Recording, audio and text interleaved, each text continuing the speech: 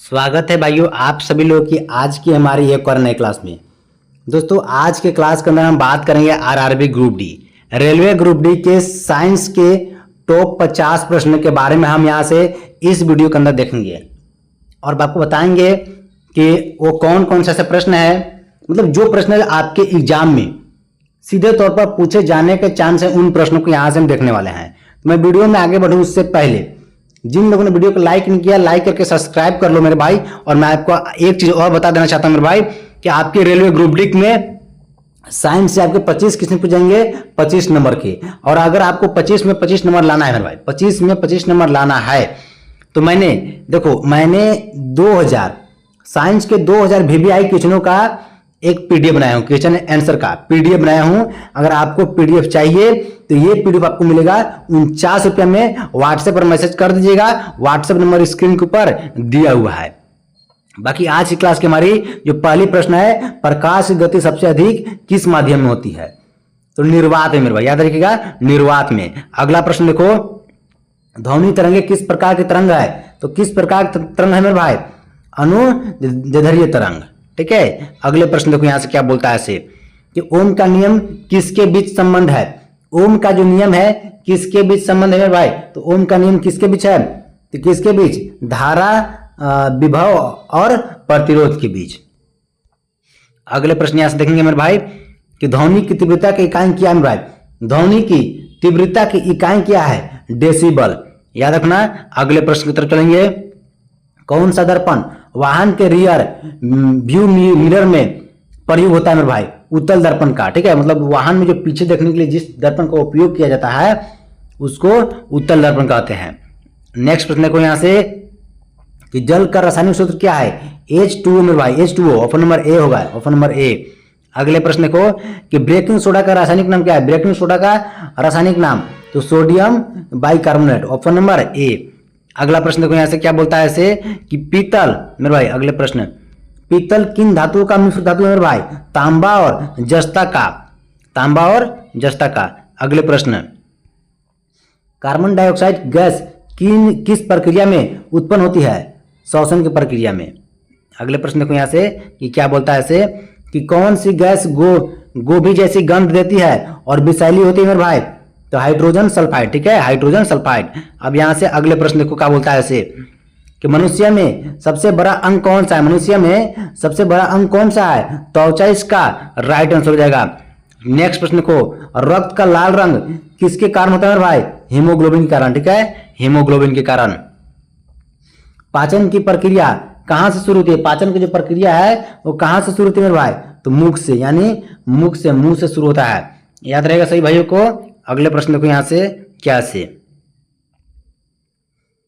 Malaria का कारण बनने वाला परजीवी कौन है? मलेरिया का कारण बनने वाला परजीवी कौन है? तो प्लाज्मोडियम। ठीक है, प्लाज्मोडियम।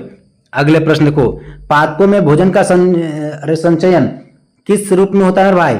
स्टार्च के रूप में, स्टार्च के रूप में। अगले प्रश्न, परमाणु क्रमांक किससे निर्धारित होता है? परमाणु क्रमांक किससे निर्धारित होता है मेरे भाई? तो प्रोटोनों की संख्या से। ठीक है, प्रोटोन की संख्या से मेरे भाई। अगला, विद्युत धारा की इकाई क्या है? एम्पियर। एम्पियर विद्युत धारा की इकाई है। अगले प्रश्न, रेडियोधर्मिता की खोज किसने की? रेडियोधर्मिता की खोज किसने की मेरे भाई? तो बेकरेल ने, बेकरेल ने मेरे भाई। अगला प्रश्न को, शुष्क बर्फ क्या है? तो ठोस कार्बन डाइऑक्साइड। ठीक है, शुष्क बर्फ जो है वो ठोस कार्बन डाइऑक्साइड है। अगले प्रश्न को, मनुष्य के शरीर में कैल्शियम का स्रोत कौन सा है? मनुष्य के शरीर में कैल्शियम का स्रोत कौन सा है मेरे भाई? तो दूध इसका राइट आंसर होगा। अगला प्रश्न को, ध्वनि की गति वायु में लगभग कितनी होती है? तो 330 मीटर प्रति सेकेंड। नेक्स्ट प्रश्न को, रेशम का तंतु किससे बना होता है मेरे भाई? प्रोटीन से, प्रोटीन से इसका राइट आंसर होगा।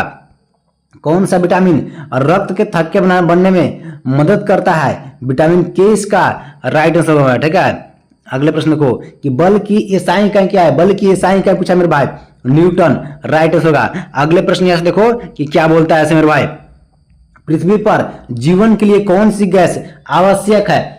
पृथ्वी पर जीवन के लिए कौन सी गैस आवश्यक है? ऑक्सीजन इसका राइट आंसर हो जाएगा मेरे भाई। अब यहां से अगले प्रश्न की तरफ आगे बढ़ेंगे। दर्पण में वस्तु का आभासी और सीधा प्रतिबिंब कब बनता है? समतल दर्पण। देखो अगर आभासी बन रहा है और सीधा बन रहा है तो इस प्रकार का प्रतिबिंब समतल दर्पण में ही बनता है मेरे भाई। अगला विद्युत धारा, विद्युत ऊर्जा की इकाई का क्या है? जूल। ठीक है, जूल। अगले प्रश्न को, कौन सा उपकरण तापमान मापने के लिए प्रयोग किया जाता है? तो थर्मामीटर का। किसका? थर्मामीटर मेरे भाई। किसी वस्तु का भार किसके कारण निर्भर होता है मेरे भाई? तो गुरुत्वाकर्षण बल कारण। ठीक है, गुरुत्वाकर्षण बल इसका राइट आंसर हो जाएगा। अगले प्रश्न, जब प्रकाश किसी माध्यम से दूसरी माध्यम में जाता है तो क्या बदलता है? जब प्रकाश किसी माध्यम से दूसरे माध्यम में जाता है मेरे भाई तो क्या बदलता है? तरंगदैर्घ्य और वेग। ठीक है, तरंगदैर्घ्य और वेग बदलता है मेरे भाई।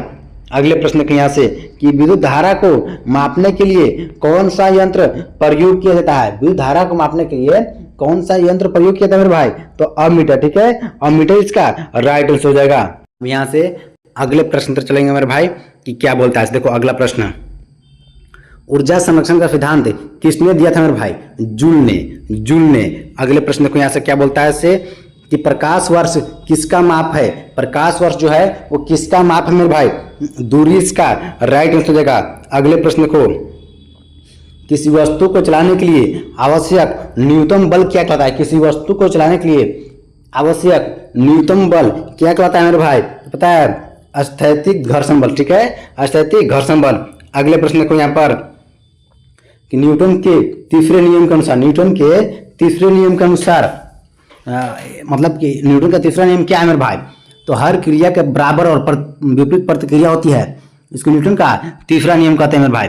अगले प्रश्न यहाँ से देखो कि सोडियम क्लोराइड का सामान्य नाम क्या है? तो खाने का नमक। ठीक है, खाने का नमक। अगले प्रश्न देखो यहाँ से, एलपीजी का मुख्य घटक कौन है? तो प्रोपेन और ब्यूटेन। नेक्स्ट प्रश्न को कि पानी का क्वथनांक कितना है? पानी का क्वथनांक कितना है? 100 डिग्री सेल्सियस। अगले प्रश्न, गैस को तरल में बदलने की प्रक्रिया क्या कहलाती है? गैस को तरल में बदलने की प्रक्रिया क्या कहलाती है मेरे भाई? संघनन। ठीक है, संघनन। अगले प्रश्न,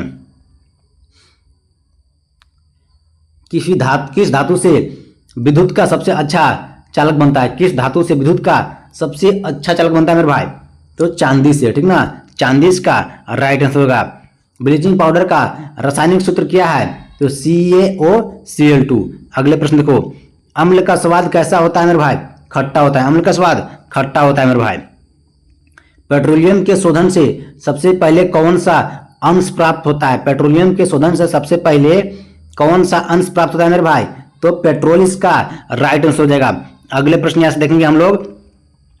मेरे भाई मैं वीडियो में आगे बढ़ूँ उससे पहले बता देना चाहता हूँ कि अगर आप रेलवे ग्रुप डी की तैयारी कर रहे हैं और रेलवे ग्रुप डी में अगर आपको 25 में 25 नंबर लाना है, रेलवे ग्रुप डी के साइंस में आपके 25 प्रश्न पूछ जाएंगे 25 नंबर के। तो अगर आपको 25 में 25 लाना है मेरे भाई तो मैंने देखो मैं 2000 ठीक ना 2000 VVI क्वेश्चनों का एक PDF बनाया हूं और ये PDF अगर आपको चाहिए तो इसको मैं दे रहा हूं ओनली 49 रुपये में। क्वेश्चन आंसर दोनों का PDF बनाया हूं भाई MCQ के साथ। तो जिसको चाहिए व्हाट्सएप पर मैसेज कर दीजिएगा। बाकी देखो आज क्लास की मस्तिष्क का सबसे बड़ा भाग कौन सा है? तो सेरिब्रम। ठीक है, सेरिब्रम। अगले प्रश्न, मानव शरीर में कौन सी ग्रंथि मास्टर ग्रंथि कहलाती है? मास्टर ग्रंथि के नाम से किस ग्रंथि को जानते हैं मेरे भाई मानव शरीर की? तो पिट्यूटरी। ठीक है, पिट्यूटरी, इसको पीयूष ग्रंथि कहते हैं मेरे भाई। मनुष्य में आरबीसी की आयु कितनी होती है? 120 दिन। अगले प्रश्न को कि पतियों में भोजन बनाने की प्रक्रिया क्या कहलाती है मेरे भाई? प्रकाश संश्लेषण। ठीक है, प्रकाश संश्लेषण। अगला, किस विटामिन की कमी से रतौंधी होती है? तो विटामिन ए की कमी से मेरे भाई रतौंधी होती है। अगले प्रश्न, डीएनए का पूरा नाम क्या है मेरे भाई? डीएनए का पूरा नाम क्या है? Option number A deoxy ribonucleic अम्ल मेरे भाई। अगला देखो कि मानव हृदय में कितने कक्ष होते हैं भाई? कक्ष। ठीक है, चैम्बर कितने होते हैं भाई? 4 इसका राइट आंसर होगा। आज क्लास नहीं, बाकी मिलते हम लोग नेक्स्ट वीडियो में। सभी लोग लाइक एंड सब्सक्राइब कर लीजिएगा।